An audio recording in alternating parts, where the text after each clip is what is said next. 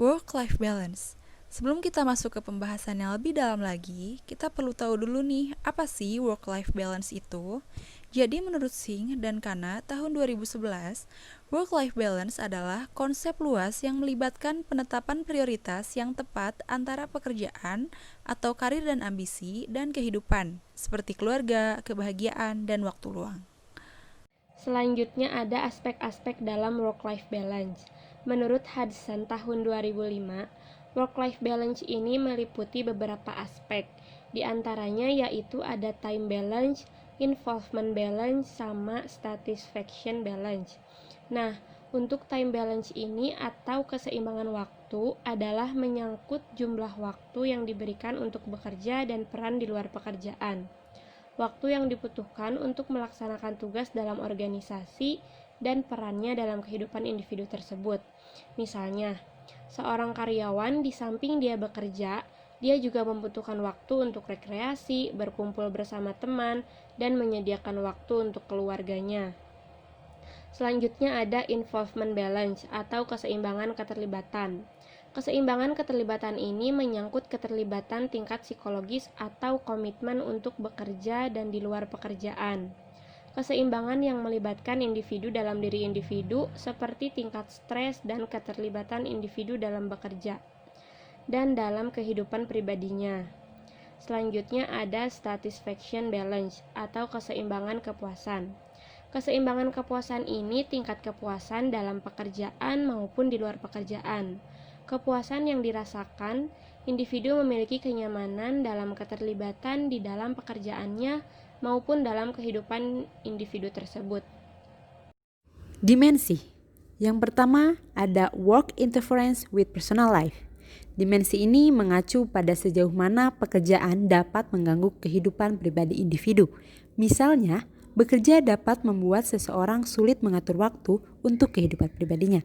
Yang kedua, personal life interference with work. Dimensi ini mengacu pada sejauh mana kehidupan pribadi individu mengganggu kehidupan pekerjaannya. Misalnya, apabila individu memiliki masalah di dalam kehidupan pribadinya, hal ini dapat mengganggu kinerja individu pada saat bekerja.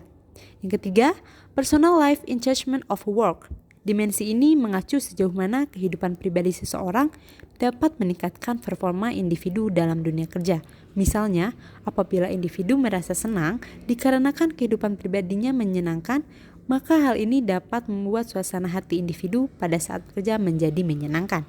Yang keempat, work engagement of personal life. Dimensi ini mengacu pada sejauh mana pekerjaan dapat meningkatkan kualitas kehidupan pribadi individu. Misalnya, keterampilan yang diperoleh individu pada saat bekerja memungkinkan individu untuk memanfaatkan keterampilan tersebut dalam kehidupan sehari-hari. Menurut hasil riset yang pertama, pada penelitian yang berjudul Pengaruh Work-Life Balance terhadap Komitmen Organisasi, Kepuasan Kerja dan Motivasi Kerja terhadap Kinerja Individu pada Karyawan Perusahaan Asuransi di Jakarta. Hasil penelitiannya adalah karyawan perusahaan asuransi menganggap bahwa work-life balance mampu meningkatkan kepuasan kerja mereka. Menurut hasil riset yang kedua, pada penelitian yang berjudul Hubungan antara work-life balance dan kepuasan kerja pada karyawan di PT PLN Persero Area Ambon, hasil penelitiannya adalah ada hubungan yang positif dan signifikan antara work-life balance dan kepuasan kerja, yang berarti bahwa jika work-life balance semakin tinggi, maka kepuasan kerja juga semakin tinggi. Dan sebaliknya, jika work-life balance semakin rendah, maka kepuasan kerja juga semakin rendah. Apa sih peran work-life balance di masa pandemi seperti sekarang ini?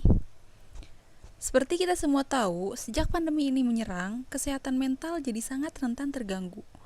Seperti keharusan untuk bekerja di rumah, melakukan physical distancing, dan berkutat dengan rutinitas yang sama pun, secara tidak langsung itu telah mempengaruhi work-life balance kita. Nah, jika dilihat dari hal ini, peran work-life balance sangat penting di masa pandemi seperti ini, yaitu untuk menjaga kesehatan fisik dan mental kita. Ada tips mencapai work-life balance di masa pandemi. Yang pertama ada menerapkan sistem shift untuk sementara waktu, gunanya untuk mencegah banyak karyawan berkumpul dalam satu waktu.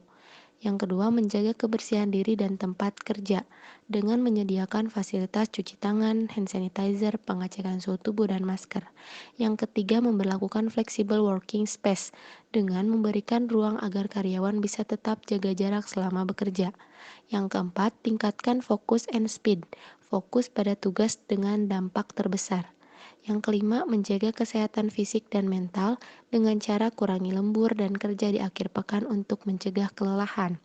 Selanjutnya, meluangkan waktu untuk diri sendiri, luangkan waktu untuk melakukan hal-hal yang Anda sukai. Yang terakhir, urutkan prioritas Anda.